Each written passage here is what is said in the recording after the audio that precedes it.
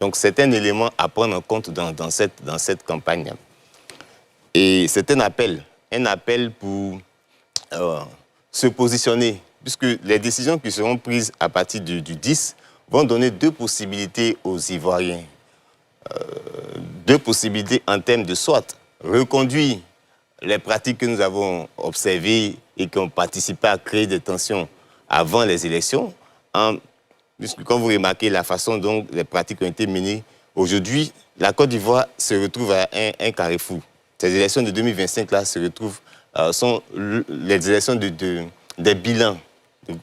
Des bilans, pour moi, ce sont des bilans de grands partis politiques, puisque quand vous référez un peu depuis 2010, le RHDP, qui est au pouvoir actuellement, a partagé le bilan du régime LMP.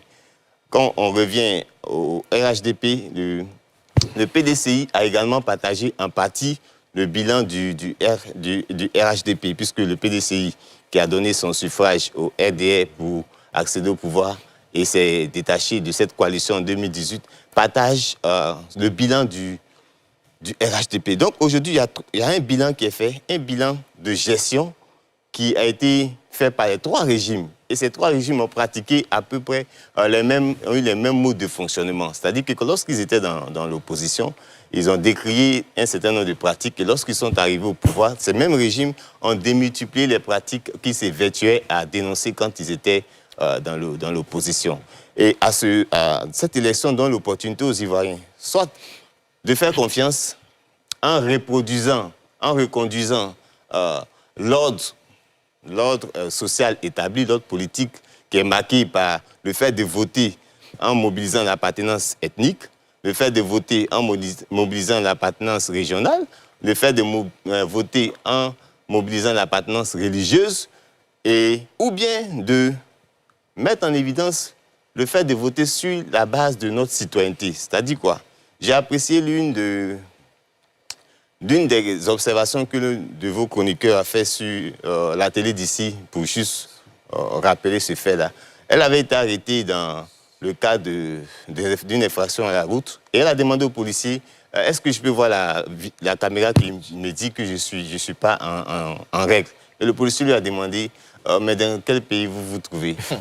Juste pour mettre en évidence qu'en tant que citoyen, c'était de son droit, et c'est de son droit de réclamer un certain nombre de faits. Mais dans la conscience collective, le statut de citoyen n'est pas mis en avant dans les rapports. Or, cette élection donne l'opportunité aux Ivoiriens de redéfinir les choses. Si ces 8 millions de personnes ne participent pas aux élections et que 2 millions participent, ce sont ces 2 millions qui vont légitimer le résultat qui sera donné à la fin du processus et qui va permettre soit de faire confiance aux institutions ou de délégitimer les institutions de sorte à toujours créer des situations conflictuelles à l'occasion des élections. Très bien. Docteur Enima?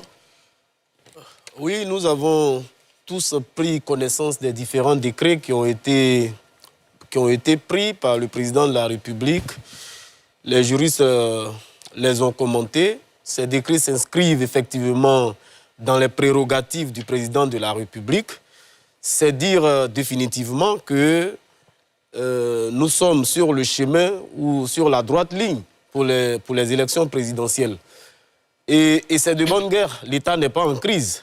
Donc, ce sont ses fonctions en temps normal.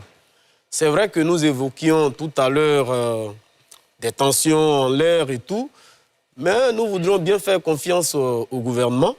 Ils ont le devoir d'assurer notre sécurité, notre quiétude. La situation sociopolitique évoluant, ils sauront apprécier les choses et prendront certainement les décisions qui peuvent et qui doivent obligatoirement concourir au bien-être de chaque citoyen. Ce que je pourrais ajouter pour ces élections, j'ai vu un nombre record de candidatures féminines. Ça m'a plu. C'est vrai, il y a 8 candidatures qui ont été enregistrées pour les femmes, ce qui fait un taux d'environ 13,3%. C'est encore bas, mais c'est bon à prendre parce que c'est historique. Et je voudrais encourager la gente féminine, nos mamans, nos frères, nos sœurs plutôt, à s'intéresser à la chose politique. Ces derniers temps, mes études, de façon particulière, s'intéressent à la place et à la parole de la femme dans le jeu politique ivoirien. Et ça m'a réconforté de voir 8 candidatures féminines enregistrées. Et tout ce qu'on peut souhaiter à la Côte d'Ivoire, c'est que ces élections se déroulent dans la quiétude, parce que les Ivoiriens en ont besoin.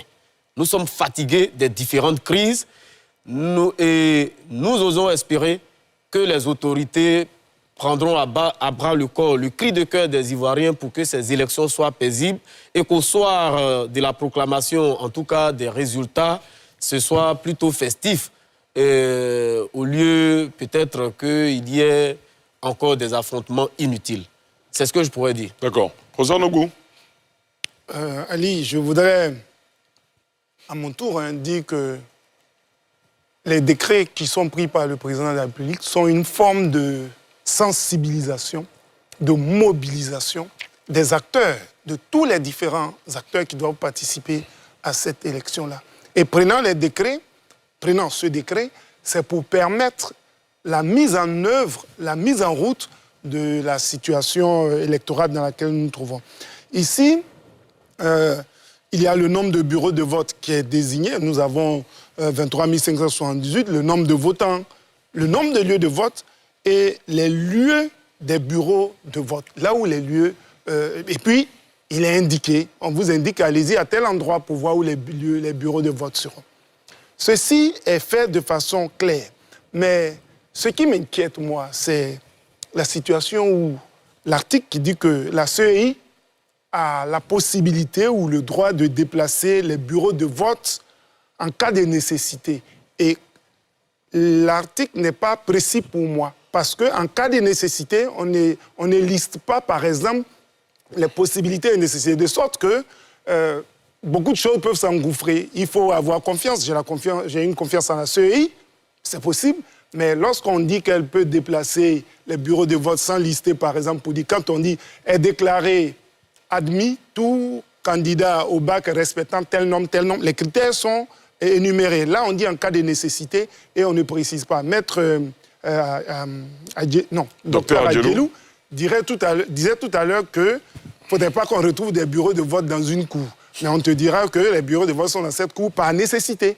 Or, les nécessités ne sont pas énumérées. Pour moi, il faut souvent que la loi soit précise pour qu'on puisse éviter certaines choses. Voilà un peu ce que je voulais dire. On va essayer de se rapprocher de la CEI pour voir effectivement si cela est prévu dans des textes et si oui, les vulgariser au maximum. Docteur Nenebi. Je voudrais réagir sur la date de l'élection présidentielle et dire qu'il y a, au regard de la Constitution, la possibilité que cette date ne soit pas définitivement retenue. La Constitution pose deux situations qui pourraient impacter et qui pourraient justifier le report de l'élection présidentielle. Je ne souhaite pas que ces situations-là arrivent, mais il est bon de pouvoir les rappeler. Quand on prend l'article 57, alinéa 1 de la Constitution, il est libellé que si, avant le premier tour, l'un des candidats retenus par le Conseil constitutionnel se trouve empêché ou décède, le Conseil constitutionnel peut prononcer le report de l'élection présidentielle sur saisine de la Commission électorale indépendante. Il s'agit ici d'un pouvoir discrétionnaire. Le Conseil constitutionnel apprécie ici et il décide. On ne lui fait pas d'injonction.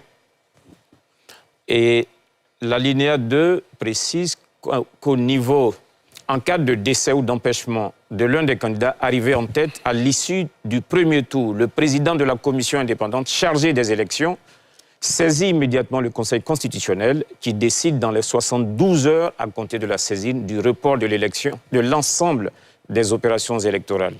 Ici, en revanche, le Conseil constitutionnel a une compétence liée. Elle est tenue ici de prendre la décision de reporter. Il est important que je puisse préciser cela. Et en dehors de ces 2 cas prévus par la Constitution, le Code électoral également en prévoit un 3e en cas d'événements ou de circonstances graves, notamment d'atteinte à l'intégrité du territoire, de catastrophes naturelles qui rendraient impossible le déroulement normal de l'élection. La Commission la CEI donc saisira immédiatement le Conseil constitutionnel et le Conseil décide dans les 24 heures d'arrêter ou de poursuivre ou de suspendre la proclamation des résultats. Donc c'est dire que, certes ce sont des dates données, mais au cas où ces situations advenaient, ces dates-là pourraient se voir être modifiées.